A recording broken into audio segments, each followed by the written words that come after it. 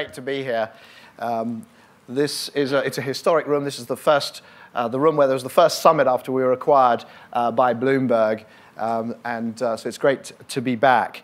As always, I'll try and take you through a romp through what has happened over the last year since we met here in London, talk about some of the trends, and try and provoke some thoughts about what might happen next. So 2016 was a down year in terms of investment.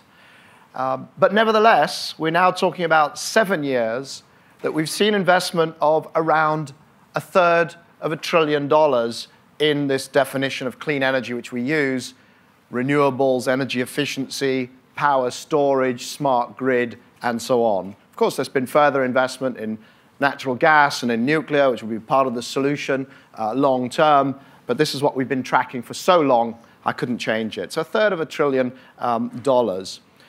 Now, in terms of the capacity, though, as costs have continued to drop, we've seen that continue to grow strongly. And one of the issues here is we're getting sort of mixed messages. Is this a good time? Is this a bad time? And I'll try and help you to draw some conclusions about that. Already, the first couple of quarters of 2017 lead us to believe that the total investment for the year will be down further. But again, the capacity installed will clearly be up. For those of you following the installations in China, they're going to establish by far a new solar record. So solar installations, which were 1 gigawatt in 2004, when I founded New Energy Finance.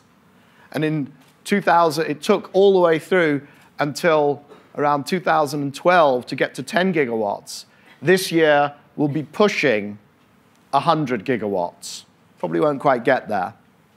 So installations will continue to grow strongly. And there's been plenty of good news. There's plenty to be excited about.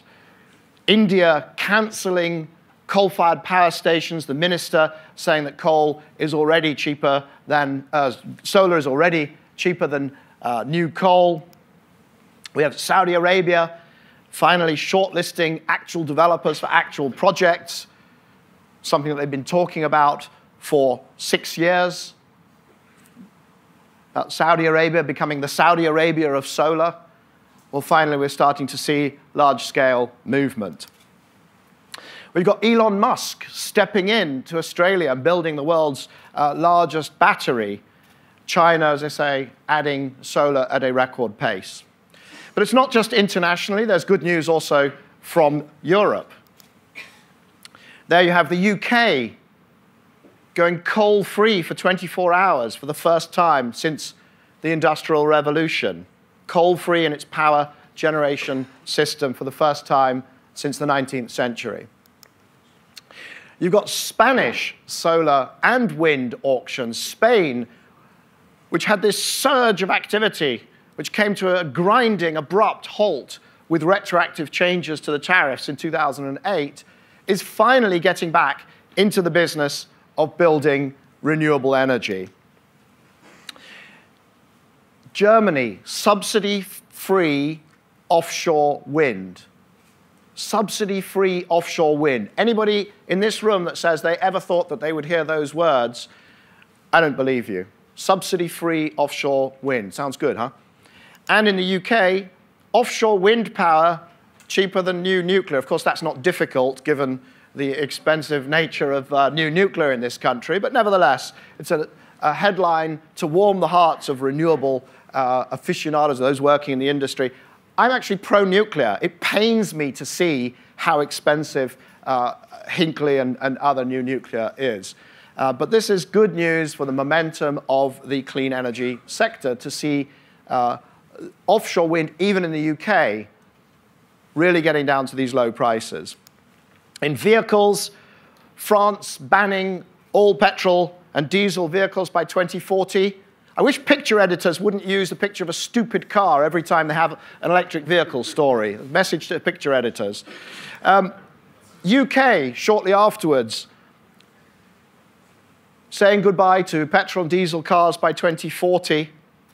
China following suit, making these aggressive statements about electrification of transportation, and then the car manufacturers, and we've seen not just VW here, but also Volvo, Land Rover, and others saying that all of their vehicles will have an electric component. They'll be either hybrid, plug-in hybrid, or fully electrified, in fact, mainly plug-in hybrid and fully electrified on a very accelerated time frame. So plenty of good news. Now, of course, as I say, there's mixed signals. There's also been plenty of bad news.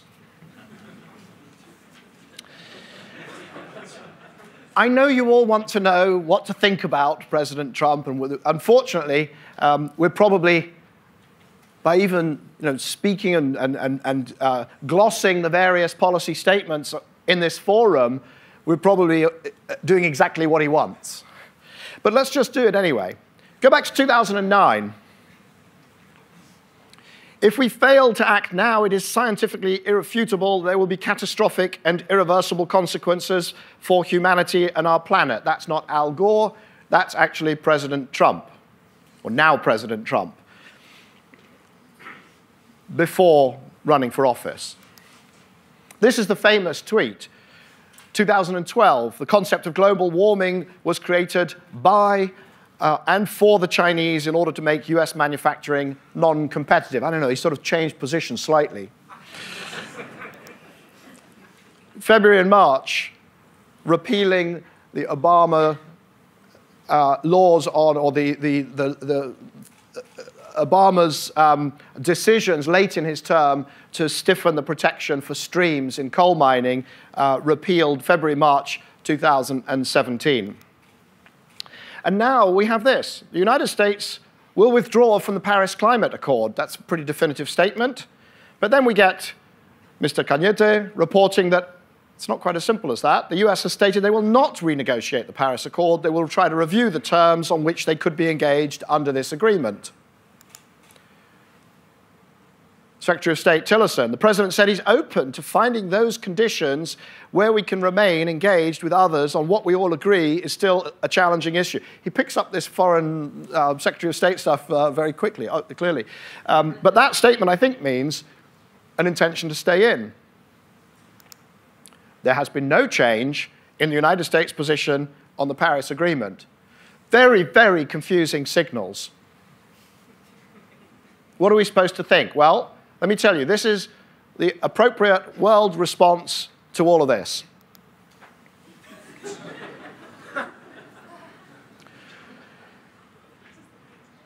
Now,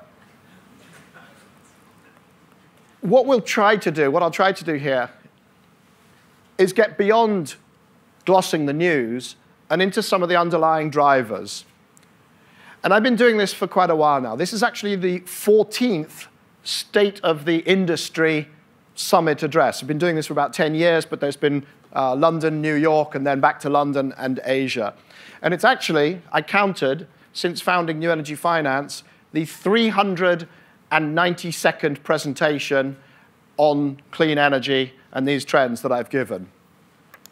So let's go back briefly, if you bear with me. And there's a rumor that this might be the last of these summit keynote State of the Industry presentations. Let's go back to where we came from in 2004.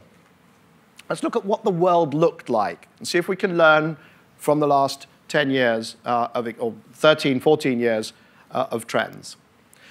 Back then, the global energy consumption mix was mainly coal and natural gas, and oil for transportation. You can see it there. And the orthodoxy was that it was going to stay that way essentially forever.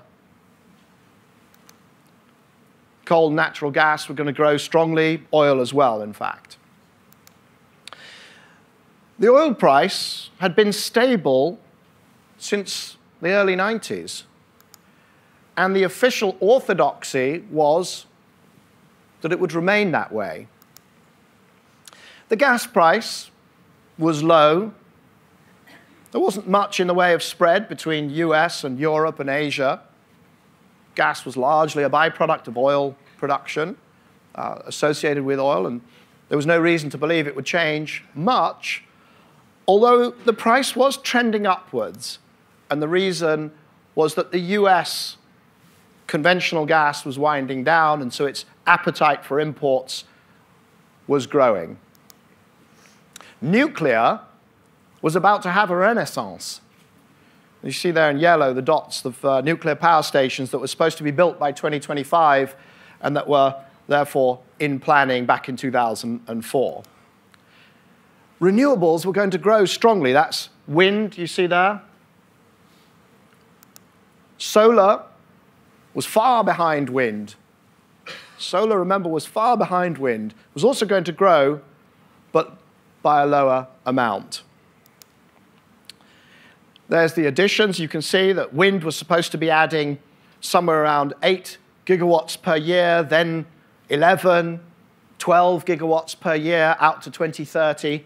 Solar would be lucky to be adding 5 gigawatts per year.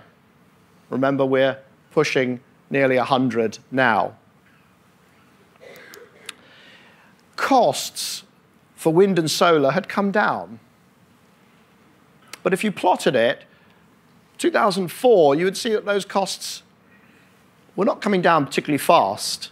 It didn't look like a revolution was about to happen. And the future of transportation was hydrogen. By 2020, there were going to be 12.5 million hydrogen fuel cell vehicles all gliding soundlessly around the streets of Asia, US, and Europe. Europe was the clear leader in clean energy. Clear leader. You see there, generation terawatt hours. Europe blows through North America on a fast growth trajectory. And Europe was very proud of it. Celebrating the environmental union, targets for renewables, Europe's tail was in the air. Now, not everybody agreed with that orthodoxy. This is the early new energy finance team. Where's Will? Will must be somewhere in the room. There he is at the back. You probably all know Will. He actually organizes all of this. There he is, 13 years ago. That's actually 6 interns, average age of the people in that picture, 28. And we didn't agree with the orthodoxy.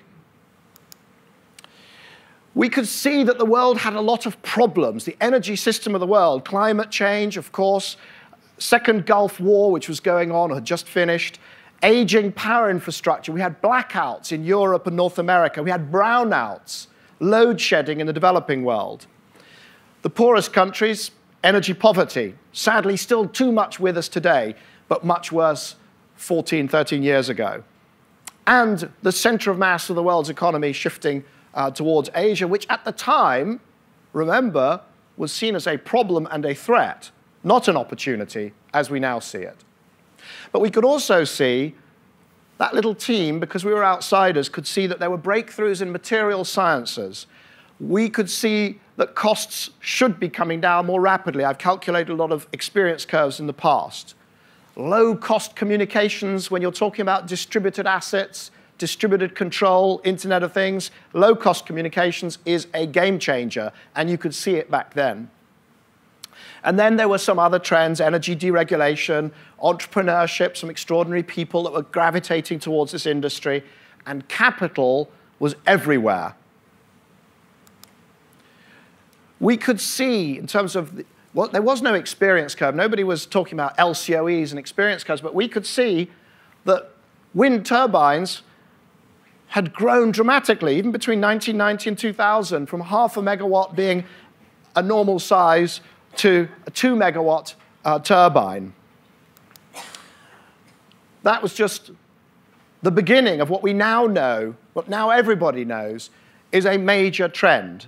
One of the reasons those offshore wind costs have come down to be competitive without subsidy, or so much lower than nuclear, and in fact almost competitive with grid prices here in the UK, is because these new turbines are absolute monsters.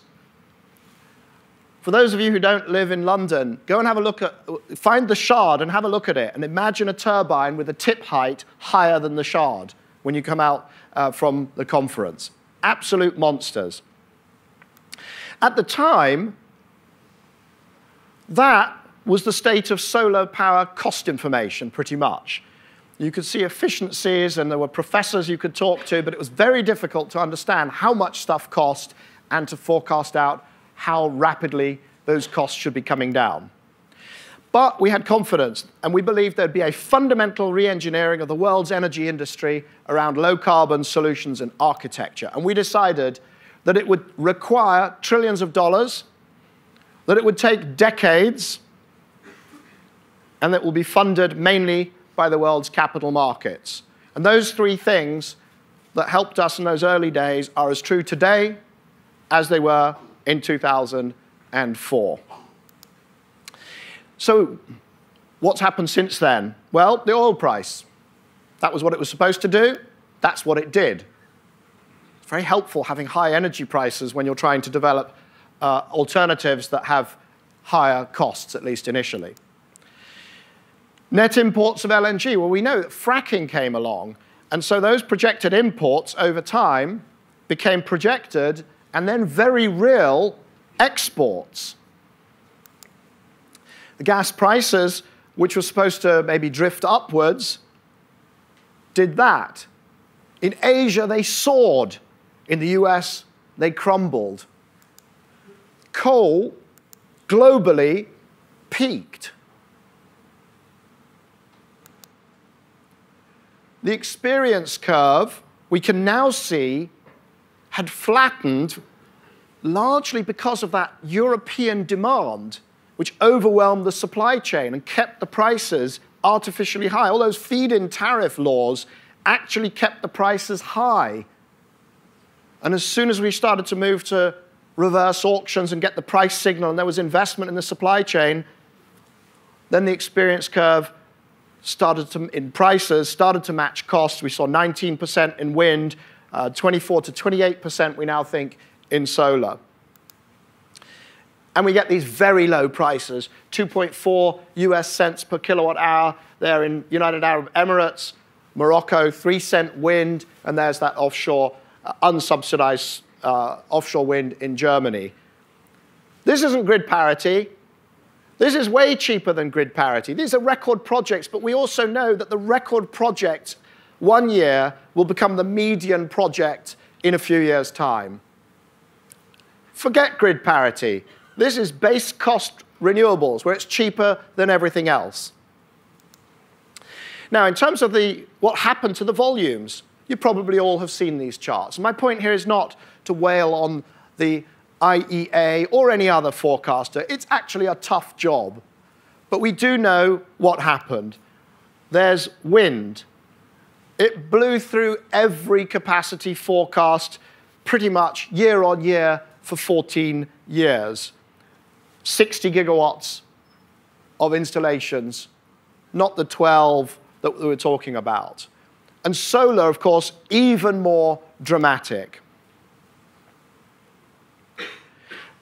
Now, the point here is, as I say, not to say, well, somebody forecast badly and there's bias and there's some agenda here. This has happened more quickly than the incumbents have been able to process. That old orthodoxy of this stuff is expensive, that thinking is still there. And it takes a long time to change. And you can see on the right, by the way, the additions of solar. And this is the one that is really inexplicable. So we're up there installing 75, we'll probably be at 90, between 90 and 100 gigawatts. And yet, just a year ago, the estimate that it was that we'd drop back to 50 gigawatts of installations per year. I mean, somebody's not listening to Tom from Longi and the introduction and their plans for added capacity going forwards. The costs are going to keep coming down, and the amount of installation per year is going to keep going up. Where are we? Well, we've got this incredible penetration of renewable energy now into the electricity system. You've got UK 25%. 2004, the number was 4%. Never could we have forecast 25% renewable electricity in this country. Canada, 6%. These ones are quite low still because, let me just check. This is not including, excludes large hydro. Right, so excludes large hydro. Some of the numbers that are low, Brazil, Canada, US, that's because there's a lot of large hydro. So you've got Italy 25%, Germany 29%, and so on. These very deep penetrations, and also in states like Texas, going well above the US average. And those fuel cell vehicles, here we've got battery electric vehicles growing very rapidly, as we all now know, and drawn to scale the resounding success of the hydrogen fuel cell industry.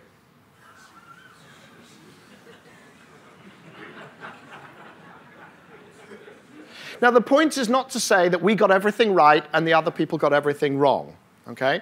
The point is to say that we live in time where forecasting is hard. Forecasting is hard even when you can actually get into the underlying economics. But there are also black swans. Nobody in 2004 thought that fracking was going to be a thing. There'd been some investment. There was a lot of talk about it. There were some research programs from the DOE. I think it was $170 million that was spent on researching it. But nobody, no forecast, not ours, not anybody's, thought that fracking was going to do what it has done. Fukushima, that nuclear renaissance would still be happening had it not been for Fukushima. And I think there was only 3 real black swans during that period, really unpredictable. And here's the third one. Elon Musk.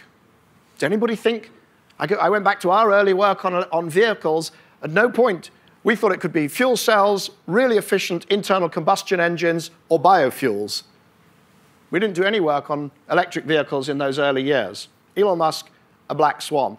I wanted these to be the 3 Fs. Fracking, Fukushima, and I couldn't think of an F word for Elon Musk. So I thought I might ask some auto companies for one.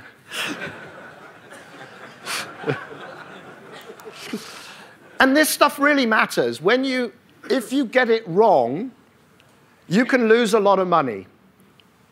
Energy, the trend forecast and the economics of energy actually matters because if you get it wrong, you'll lose a lot of money.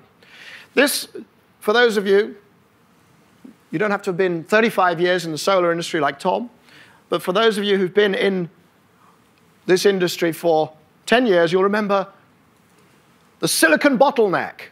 The silicon bottleneck, there wasn't enough silicon, and the prices soared. And this is what happened to the prices, you can see. Of course, the problem was that nobody was tracking them except for us, and we didn't have very many subscribers. But that is a price bubble. By the way, we'll probably see it in lithium, and we'll see it in cobalt and a few, as the electric vehicles grow, and then there'll be investment in extraction and refining, and it'll all be sorted out. But if you get it wrong, this sort of thing happens. Solyndra, a big part of its thesis was, silicon's really expensive and there's a bottleneck, and we've got this other process which is much more silicon efficient, or in fact it doesn't use silicon, and therefore Solyndra. Get it wrong? $1.5 billion. Now, that was a catastrophe, changed the course of goodness knows what, and got talked about endlessly. But when you get it wrong in the conventional energy, $1.5 billion is chump change. TXU, right? Goldman Sachs investment. The thesis there was coal was a good thing to hang on to. Gas was going to get more expensive, remember, the orthodoxy. And they burnt through $48 million of value. Later, more recently, the bankruptcy of coal companies. The coal index down 75% in 6 years, bankruptcies of those, Chapter 11 of those companies, because they called energy economics wrong. Here you've got oil and gas company filings. This is $79 billion worth of debt of companies that went into Chapter 11 for not foreseeing the glut of gas and coal and the Saudi actions in opening the taps. German utility balance sheet write-downs. If you're a German utility and you didn't see the trends towards renewables. $66 billion of write-downs, that's just German utilities. This stuff matters. You can lose a lot of money if you call the orthodoxy wrong. Saudi Arabia's forex reserves down 240 billion because they underestimated the innovative strength of the US shale industry. Betting against US technology is a really foolish bet. The shale gas industry innovated, brought the costs down, and now we see an oil price that is probably never going to go up to the levels needed to balance the Saudi budget as it currently is constituted. They opened the taps, the US innovated, and now the structure of the oil industry is forever changed. Now, some people are having trouble keeping up. Not obviously the people in this room. But this is the chief economic advisor to the Indian government, Arvind Subramanian. And he's bothered by this talk about not building coal, but building solar in India, which has such a low levelized cost. And he says the social cost of renewable energy should include the cost of stranding thermal power and coal assets. Presumably, he also believes that WhatsApp and Snapchat should bear the costs of all the people who lost their jobs in the fax industry. I mean, if you believe that, then there's no innovation ever. And some people are not wrong, but they're misleading. This is Bjorn Lomborg, and he tweeted, and it annoyed me about 2 weeks ago. Solar and wind is taking over the world.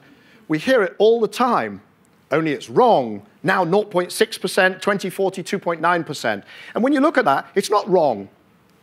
Those are correctly the percentage of solar and wind in primary energy.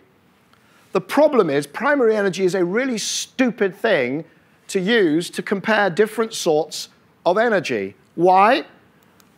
Because 68% of it is waste. And that waste comes, almost all of it, from coal, oil, gas, and nuclear.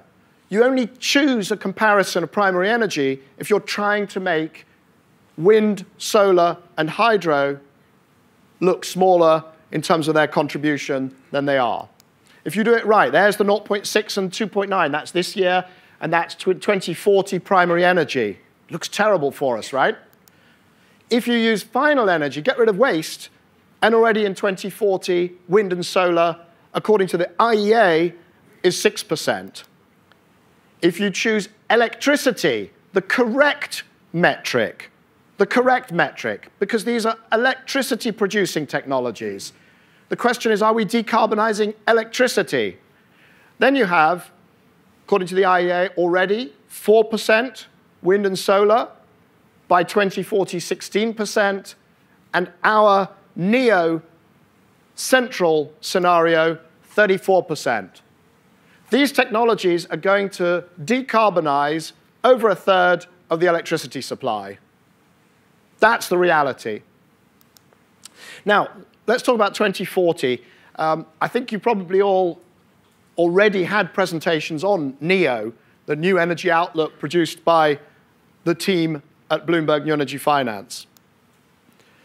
So I'll go fast, but some highlights. We've already seen 35% of electricity to be produced by wind and solar in 2040. Investment, there you see it, $10.2 trillion of investment in generating capacity, of which 86% will be zero carbon, of which the majority will be wind and solar. 3 billion plus or minus, 3 trillion plus or minus of each. Why are we so bullish and other people are not? Because tipping points. Because tipping points. Two key tipping points. One we're already living now, which is when new wind and solar becomes cheaper than new anything else. So any growth in demand or anything you have to retire is likely to be replaced by wind and solar. China, US, but it's around the world.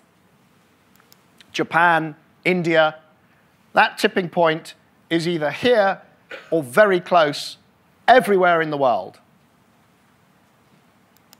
But tipping point 2 gets really interesting, and that is where your wind and your solar become cheaper even than running existing fossil fuel plants. Suddenly, your addressable market is not just incremental demand or replacements, it's actually now everything. And that's why our figures start to diverge from everybody else's, because we acknowledge that this is going to happen. So, as you can see, coal, which is already declining in the US, and trust me, nobody is going to make coal great again in the US. No minor changes to environmental regulations can change the economics of natural gas, cheap renewables, cheap energy efficiency. In China, and this is new in this year's New Energy Outlook, you can see in those out years, new wind and solar beats existing coal, and coal declines dramatically. The Chinese government obviously already supporting that trend, largely because of air quality reasons. Gas plays an important role, but it's not about providing bulk chunks of electricity. It's about flexibility. And what we see is as gas is built, more coal is removed than gas is built. And when it comes to flexibility, the real fast-growing game in town is demand response and batteries and industrial flexible capacity. It's not going to be larger than gas for a long time, but it's going to be growing a lot faster. Now, this is the EMEA summit, and we need to talk about Europe. In the New Energy Outlook, we're very bullish on Europe. You can see there something like 50% of electricity by 2040 in Europe produced by renewable energy. But there's a cognitive dissonance going on here. The stability of incentive programs, planning process, and regulations is a big barrier to investment. Almost every country in Europe has a rolling process of policy reform, enormously destabilizing. Do you know when I wrote that?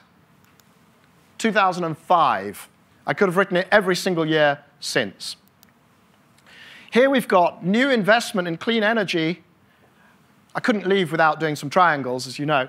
Up there you've got Europe, Middle East, and Asia, Asia Pacific, and Americas. The bubble is the size of new investment. And it'll move around. And if Europe does more, it'll go up. And if Americas do more, it'll go that way. And Asia, it'll go that way. And this is what happens. 2005, 6, 7, moving towards Americas, 8, 9, bouncing around a bit, 10, 11, 12, 13, 14, 15, 16, 17. Okay? That is Europe losing its lead in clean energy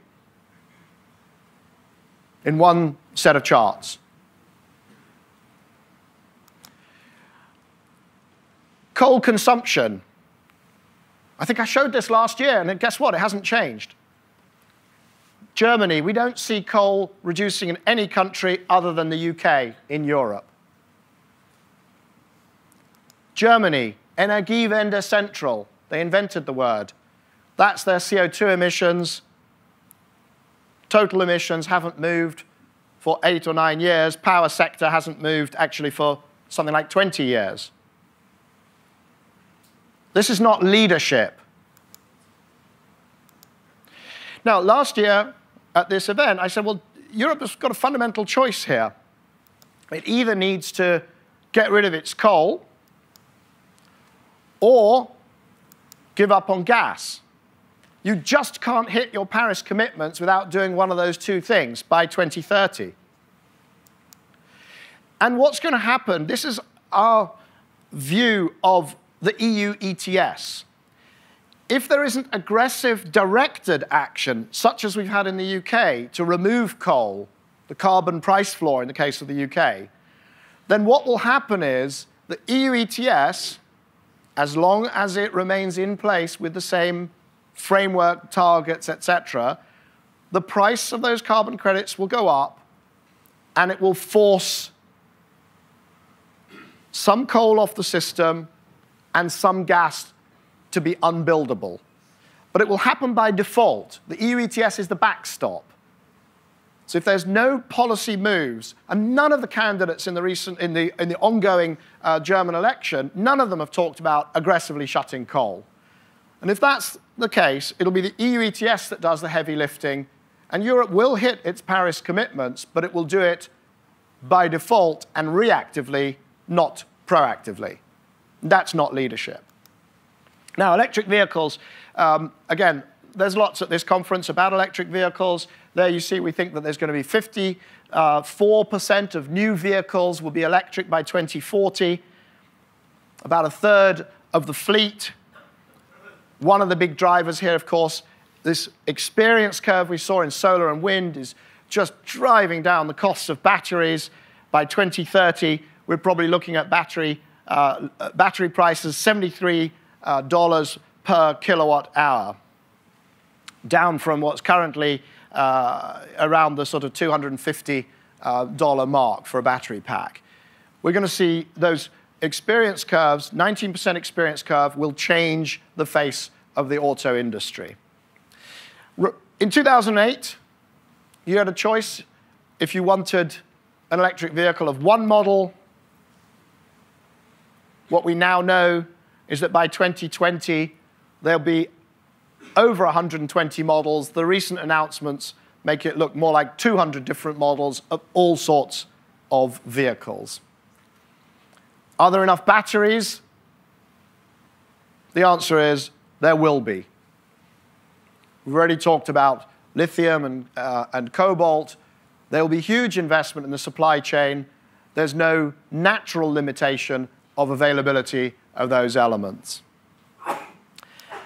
And charging points. Will there be enough charging infrastructure? Well, 2040 is luckily quite far into the future. Right now, it's a constraint. Will we solve it? I believe we will. So, what does that leave us with as challenges? This is a great new orthodoxy. We should all be happy, right? Well, we're not quite there yet. So the first thing is, when we look at the penetration of renewable energy, we're getting into a zone which is very difficult to manage. We've seen the high penetrations, 25, 30, 35% and above. But what really causes problems is this. These are the highest penetration on any given day. And in fact, it's more like the highest penetration at any given half hour or even minute that causes trouble. And you see there, Scotland, 153% of its needs met by wind, Denmark, 140, UK, 56, ERCOT, Texas, where Secretary Perry comes from, 45% wind at some times, CAISO area, 46%, and so on. Very, very high penetrations. And this, I know that you've all been to sessions on flexibility and on how to manage it. That's the big topic here today. And if you look at the future structure of our power supply, and Jonas has some wonderful charts that are even clearer than this, you can see that there you've got winter and summer. Although there's going to be an enormous amount of renewable energy, we still need fossil energy to keep this thing balanced, even when you've invested in that flexibility and the batteries and the demand response and so on. We're still going to need that fossil to keep it balanced in this time frame. And some of it will be this very cheap, I call it base cost renewables, more than grid competitive. You want to use as much of that as possible because it's cheap. But you need the flexible generation to make it all work. And how you do that is a core challenge for the next decade. And there's two visions, and those of you who were here yesterday heard them described in the opening session on the future of regulation. One I call central planning light, where central agencies decide to purchase capacity and they plan interconnections and then they decide levels of curtailment and so on. And these are centralized decisions, maybe by ministers, regulators, transmission grid operators, and so on. And the alternative vision, and I strongly favor it, is what I call telecoms deregulation light, demand-led, where the exact demand for flexibility, that signal goes into the market, and the market can respond with massively distributed innovation. It'll have a higher cost of capital, but it'll have much, much, much more innovation. And that's what we need. So where does that leave us? How do we describe this new orthodoxy here in 2017? Well, we know more or less these things. We're on a track for about a third of our electricity to be wind and solar generated. About a third of the fleet of cars out there will be electric. And the world's economy will be more or less a third more energy efficient. But the orthodoxy is also that other things are too hard. Shipping, air, heavy freight, industry, land use and deforestation, energy access, petrochemicals, heat, are all still in the too hard bucket, frankly. Now, what that means is the new orthodoxy, essentially in terms of emissions, says this. I apologize for the scale. It should be, if you started from 0, you'd see this very clearly. Essentially, emissions will be flat, maybe rising a bit, maybe dropping a bit by 2040. If that orthodoxy comes to pass, lots of people will make some money. If you bet on an orthodoxy and it happens, you make some money. But the planet is really in trouble. Now, if that orthodoxy doesn't come to pass, some people, as we've seen, will lose a lot of money. And some people will make a lot of money. And it's the job of us here, you and us here, to prove that new orthodoxy as wrong as the orthodoxy in 2004. So I just want to leave you with a couple of words. This event is going to be refreshed. The format's going to be changed. John Moore's going to change it around a bit starting next year. We're starting in Shanghai and then next year. And this might be my last State of the Union keynote. So I want to thank, from the bottom of my heart, first of all of you. You've been absolutely, through the years, the interactions and the support have been extraordinary. And I thank you all individually and collectively for your response to the work that we've been doing at New Energy Finance and then Bloomberg New Energy Finance. I would thank also all of my colleagues throughout all of those years, because again, you've been extraordinary. When I do that, there are literally not even thousands of hours, hundreds of thousands of hours of work gathering data, doing analysis, etc. And I thank you all for that. I think Bloomberg has been a most extraordinary acquirer and has put up with me in a way that I never dreamed was possible until this point. And so I thank also colleagues, Mike Bloomberg down throughout the Bloomberg organization.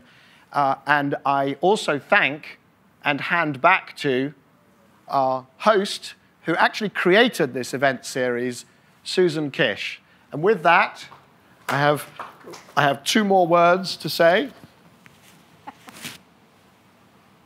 Liebreich out.